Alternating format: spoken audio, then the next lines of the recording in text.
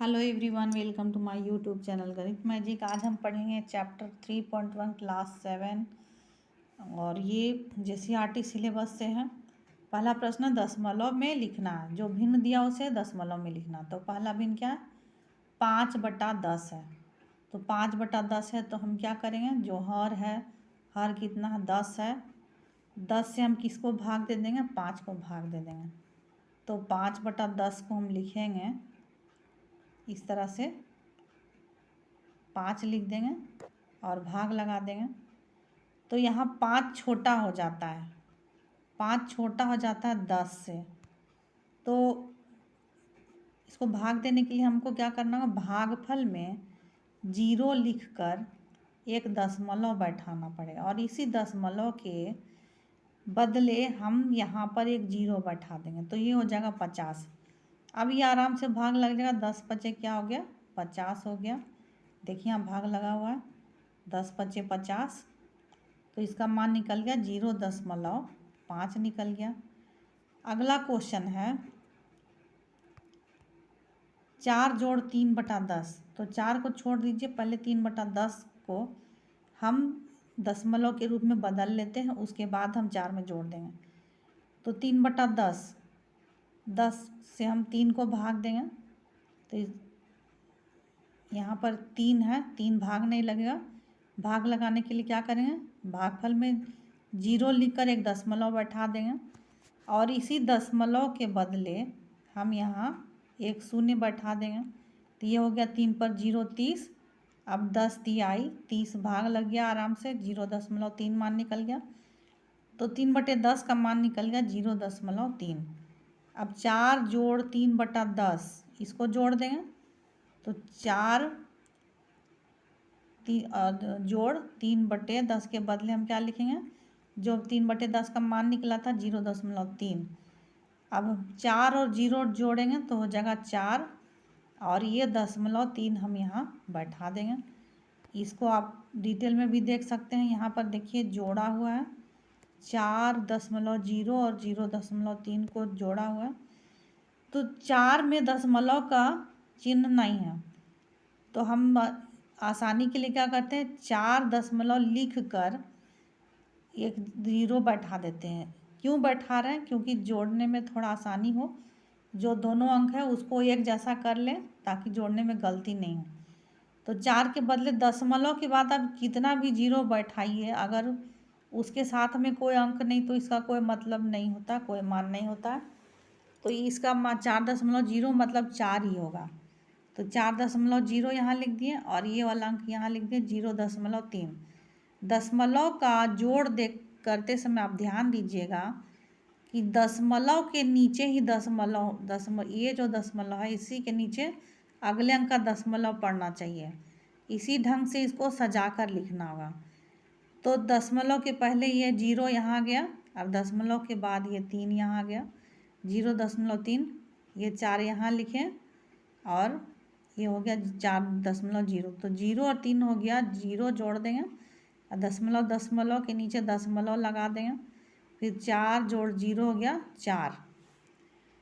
तो इस तरह से इसका जोड़ आपने देखा, 4 जोड़ 0.3 बराबर क्या होगा? 4.3। अगला क्वेश्चन है तीसरा क्वेश्चन 15 जोड़ 6/10 जोड़ 3/100। तो 15 को हम छोड़ देते हैं, पहले 6/10 और 3/100 को हम दशमलव के रूप में ले आते हैं, उसके बाद हम जोड़ेंगे। तो 6/10 आप चाहें तो भाग देकर भी दशमलव के रूप में इसको बदल सकते हैं, और नहीं भाग देना चाहते हैं तो इसका एक ट्रिक है कि 6/10 को आप भाग दीजिए। 6/10 देखिए, जब इस तरह का कोई भी अंक हो, कोई भी भिन्न संख्या जिसका अंश ABCD जो भी हो, लेकिन उसका हर में 1 पर 1 2 3 4 जितना भी शून्य लगा हुआ हो, यहाँ पर 6/10 है, ठीक है। तो 6/10 है तो हम क्या करते हैं? इतना बराबर लिख कर हम जो ऊपर वाला अंक है पहले उसको लिख लेते हैं। अब हम देखेंगे कि 1 पर कितना 0 है। तो 1 पर 1 0 है, तो जितना अंक है उसको गिनती करते हैं। 1 अंक है तो 1 गिन के अब यहाँ हम दशमलव लगा दिए, ये दशमलव लग गया, अब ये हो गया 0.6। बहुत आसान है। अगला है 3/100। इसे भी आपको एक और इससे भी आपको क्लियर हो जाएगा ये ट्रिक। 3 क्या है 100 है। क्या करना है, यहाँ देखिए अंश में 3 है और हर में 1 पर कितना जीरो है, 2 जीरो है, यानी कि 100 है।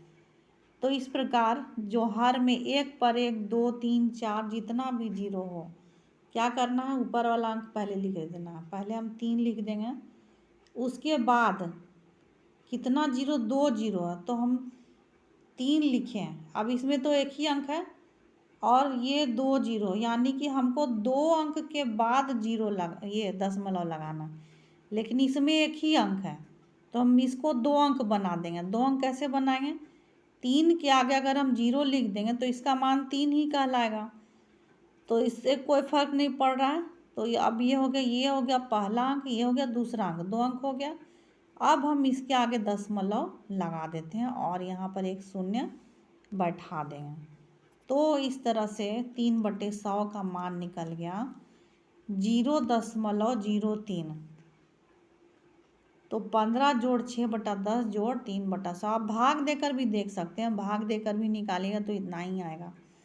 तो ये हो गया 15 जोड़ 0.6 जोड़ 0.03। अब इसको हम जोड़ देंगे, यहाँ पर देखिए जोड़ा हुआ है, तो 15.00, फिर 0.6, फिर 0.03 जोड़िए, 0.3 हो गया 3, 0 6 और 0 को जोड़ेंगे तो ये हो जाएगा 6 और यहाँ ये दशमलव बैठा देंगे तो 15 क्या हो जाएगा 15। तो इसका आंसर आ गया 15.63। अगला क्वेश्चन है, भिन्न को सरलतम भिन्न में लिखना है और निम्न को सरलतम भिन्न में लिखना है। तो यहाँ 0.04 है, तो इसके पहले हमने जो ट्रिक इस्तेमाल किया था उसी से हम बनाएंगे इसको। यहाँ पर देखिए दशमलव के रूप में इसको हमको भिन्न के रूप में लिखना है, तो यहाँ क्या लिखेंगे, जो अंक है, अंक यहाँ पर केवल 4 है, दशमलव के बाद पहले और बाद वाला जीरो हम छोड़ देंगे, केवल लिखेंगे 4। अब 4 के नीचे बटा का चिन्ह देकर लिखेंगे 1 और 1 पर हम कितना जीरो बैठाएंगे, जितना कि दशमलव के बाद अंक है, दशमलव के बाद 2 अंक है, तो हम क्या करेंगे, यहाँ पर 2 जीरो बैठा देंगे। अब क्या करना है, इसको काटना है, 2 से कटेगा 2 दूनी 4, 2 पच्चे 10 और 0, ये फिर कटेगा 2 एकम 2 और ये कट गया 25, तो अंश आ गया 1 और हार आ गया 25, 1/25 हो गया इसका आंसर। अगला क्वेश्चन देखते हैं, 2.25 है, इसको भिन्न के रूप में बदलना है। तो भिन्न के रूप में बदलने के लिए जब दशमलव को छोड़ दीजिए और बाकी अंक को हम अंश में लिख देंगे, तो दशमलव को हटाने के बाद ये हो गया 225। अब हम इसका हर में लिखेंगे 1 और दशमलव के बाद देखिए कितना अंक है, गिनती कीजिए, ये हो गया 1 अंक, ये हो गया 2 अंक, 2 अंक है, तो 1 पर कितना जीरो बैठाएंगे, 2 जीरो बैठाएंगे, तो 1 पर 2 जीरो जब बैठाते हैं तो ये हो जाता है 100। अब हम इसको काट देंगे, 25 नमा 225 और 25 चौक 100, इसका आंसर आ गया 9/4। अगला क्वेश्चन है 0.625, इसको भिन्न में बदलना है, तो दशमलव को आप हटा दीजिए, दशमलव को हटाने के बाद जो अंश है, अंश कितना है उसको बिना दशमलव के लिख दीजिए, तो अंश है 0.625, तो हम केवल लिखेंगे 625 बटा 1 पर कितना जीरो, दशमलव के बाद 1 2 3 अंक है, 1 2 3 अंक है, तो हम 1 पर 3 जीरो बैठा देंगे। अब हम इसको काटते हैं, 25 और 25 को गुना करते 625 आता है, यानी कि 25 से 625, ये 25 बार में कटेगा और 1000 कटेगा, 25 चौक 100 और ये हो गया 0। अब ये हो गया 25 और यहाँ 40, 5 से कटेगा, 5 पचे 25, 5 अठे 40, तो इसका आंसर आ गया 5/8। अगला क्वेश्चन हम देखते हैं, अगला क्वेश्चन क्या है, 15.80 बट इसको हमको भिन्न के रूप में चेंज करना है। क्या करेंगे, बिना दशमलव के हम अंश में जो अंक है ये उसको लिख देंगे और उसके बाद हर में लिखेंगे 1। अब दशमलव के बाद देखिए कितना अंक है, 1 2 अंक है, तो उतना जीरो बैठा दिए। इसको काटेंगे, ये जीरो कट गया, ये 2 से कट गया, 2 पचे 10, 158, 2 सत्ते 14 और 2 नम 18, 79/5 इसका आंसर आ गया। अगला क्वेश्चन देखते हैं। पूछ रहा है तीसरा प्रश्न में कि कौन बड़ा है, 0.1 बड़ा है कि 0.101 बड़ा है। बहुत आसान है।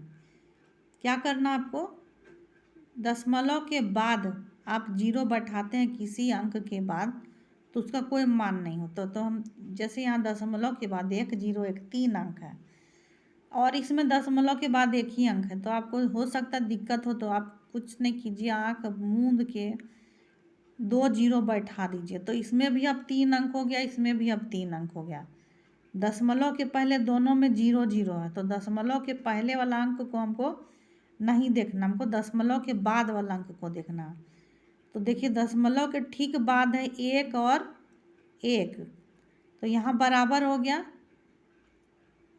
यहाँ हम लिखते हैं थोड़ा, ये हो गया 0, ये 0.100 और ये हो गया 0.101।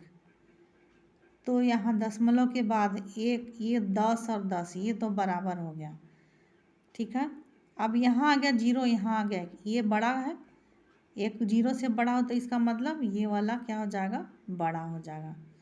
तो इसका मुंह इधर खुल जाएगा, ये हो गया बड़ा। अगला क्वेश्चन देखते हैं। बहुत आसान है, कुछ नहीं करना आपको, बस दशमलव के बाद का अंक को इक्वल कर देना अगर इक्वल नहीं है, और इक्वल है तब कुछ सोचना ही नहीं है। तो इसको ध्यान से हम देखते हैं। दशमलव के पहले जो अंक है उसको देखते हैं। यहाँ दशमलव के पहले 2 और यहाँ भी दशमलव के पहले 2, तो ये दोनों तो बराबर हो गया। अब दशमलव के बाद वाला अंक देखिए, दशमलव के बाद इसमें है 2 और इसमें है 5, तो बड़ा कौन है, 2 बड़ा है कि 5 बड़ा है, 5 बड़ा है, यानी कि ये बड़ा हो गया, 2.52 बड़ा हो गया। तो इसका ऐसे चिन्ह लगा देंगे कि 2.25 से बड़ा है 2.52, ये बड़ा हो गया, ये हो जाएगा इसका आंसर। अगला क्वेश्चन देखते हैं। तीसरा क्वेश्चन पूछ रहा है कि 3.03 बड़ा है कि 3.30 बड़ा है। तो दशमलव के पहले वाला अंक है 3 और 3, दशमलव के पहले का अंक बराबर है। दशमलव के बाद देखिए यहाँ पर है 0 और यहाँ पर है 3, तो 3 बड़ा है 0 से, इसलिए 3.30 क्या हो जाएगा, बड़ा हो जाएगा। अगला जो क्वेश्चन है, क्वेश्चन नंबर 4, जोड़ना है। किसको किसको जोड़ना, 15.25, 5.2 और 3.30 को जोड़ना है। तो जैसा कि हमने इसके पहले के क्वेश्चन में भी बताया कि सबसे पहले आपको जब भी दशमलव का जोड़ करना हो तो दशमलव एकदम एक सीध में होना चाहिए, इस ढंग से आपको सजा के लिखना होगा। तो 15.25 यहाँ हमने लिखा। अब 5.2 को हम इस ढंग से लिखेंगे कि इस दशमलव के नीचे इसका दशमलव पड़े, ठीक है। तो इसके लिए हमको यहाँ दशमलव के पहले इस 5 के नीचे इस 5 को लिखना होगा और यहाँ लिखेंगे 2 और 3.30 इस तरह से लिख देंगे। आप जोड़ेंगे 5 और 0 हो गया 5, 2 2 4 और 4 3 7 हो गया, 5 5 10, 10 और 3 13 के 3 हाथ में 1 और 1 2, ये इसका आंसर आ गया 23.75। अगला क्वेश्चन है 17.021, उसके बाद 8.20, 5.003। आपको केवल दशमलव कहाँ लिखना है वो ध्यान देना है, दशमलव एक सीध में रहे उसी ढंग से आपको सजा के लिखना। तो सबसे पहले इस अंक को लिख दिए 17.021। अब अगला अंक है 8.20। तो 8 को हम लिखेंगे 7 के नीचे, ताकि दशमलव का जो चिन्ह है वो इस दशमलव के नीचे आए। उसके बाद 8.20 लिख देंगे। फिर अगला अंक है 5.003। तो 5 को हम 8 के नीचे लिख देंगे, ताकि ये जो तीनों दशमलव का चिन्ह है वो सीधे एक सीध में पड़े। तो इस तरह से 5.003 लिख दिया। अब 1 और 3 हो गया 4, 2 और 0 हो गया 2, और इसको जोड़ेंगे 002 को, तो ये हो गया 0.224, और 17, 8 और 5 को जोड़े तो यह 30.224। इसका आंसर यही होगा। अगला प्रश्न हम देखते हैं 1.326, 0.205, इसको जोड़ना है। तो 1.326 और 0.205 को सजा के लिख दीजिए। 6 5 हो गया 11, 2 और 0 हो गया 2, और हाथ में 1 था 3, 3 2 5, 1 और 0, 1.531, इसका आंसर हो गया। अगला प्रश्न 38.7 जोड़ 1.327 जोड़ 10.073। तो आप इसको सीधे सीधे भी जोड़ सकते हैं। सीधे सीधे जोड़ने के लिए क्या करना होगा, दशमलव के बाद जो अंक है 7, इसमें एक ही अंक है, और इसमें दशमलव के बाद 3 अंक है। तो हम क्या करेंगे, दशमलव के बाद जो अंक है उसके बाद हम 0 लगा देंगे। 0 कितना लगाएंगे, 2 0 लगाएंगे। 2 0 क्यों लगाए, क्योंकि दशमलव के बाद सब में 3 अंक है। तो दशमलव के बाद 3 अंक लाने के लिए हम 2 0 बैठा दिए, और ताकि जोड़ने में आसानी हो। तो देखिए 3 और 7 कितना हो गया 10, 10 और 0 हो गया 0 के 0, हाथ में 1, फिर 7 2 9, 9 और 0, और हाथ में 1 था, ये हो गया 10 के 0, हाथ में 1। अब ये 0 3 7 3 10, और हाथ में था 1 11, 11 के एक हाथ में 38, और 1 हो गया 39, 39 और 1 हो गया 40। आप सजा के लिख के भी जोड़ सकते हैं, और इस तरह से भी जोड़ सकते हैं। तो ये थोड़ा शॉर्ट है। तो अब घटाव करना है। 17.35 में हमें क्या घटाना है, 12.03। तो हम इसको घटाएंगे। 5 में 3 गया 2, 3 में 0 जाएगा तो 3 बचा। उसी तरह से 7 में 2 गया 5 बचा, 1 में गया 0 बचा। इसका आंसर होगा 5.32।